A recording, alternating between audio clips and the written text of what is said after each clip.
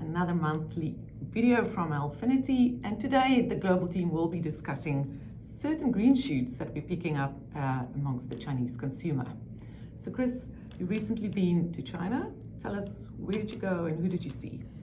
Yeah, I had a quick trip up to China. I visited Shanghai, Hong Kong, with a specific focus of trying to understand better the health of the consumer, the Chinese consumer. There was a focus on luxury and sportswear end markets. And I guess the key takeaway was that the Chinese consumer is in okay health, but the propensity for them to spend is just not there.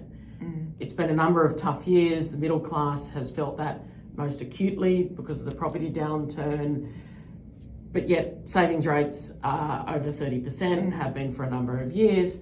Consumers deleveraged, and the only thing that's lacking today is improved sentiment to go out and spend. Yes. But we are seeing some signs that things are normalising or stabilising. I learnt that property markets in the top 10 cities, prices have stabilised and started to move higher. Yep. Property inventory, the number of units that are out for sale, it's declined from 33 months to 26 months. Yeah. So there are signs that the consumer is improving, but the retail environment and their desire to go out and spend is still very muted. We do know that the Chinese consumer, or at least government's, very focused on helping that consumer and getting the sentiment and spend up. So let's drill down a bit to the two areas that you really focused on, which is luxury as well as athleisure. Tell us, what were your key takeaways for those two sectors specifically?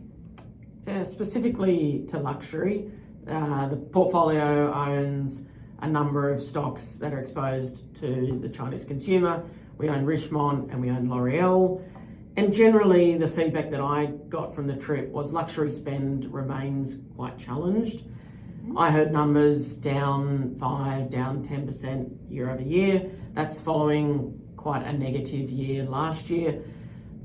But what I also learned was the variability by brand around that number is quite wide, and extrapolating a high level data point to specific brands can be quite tricky.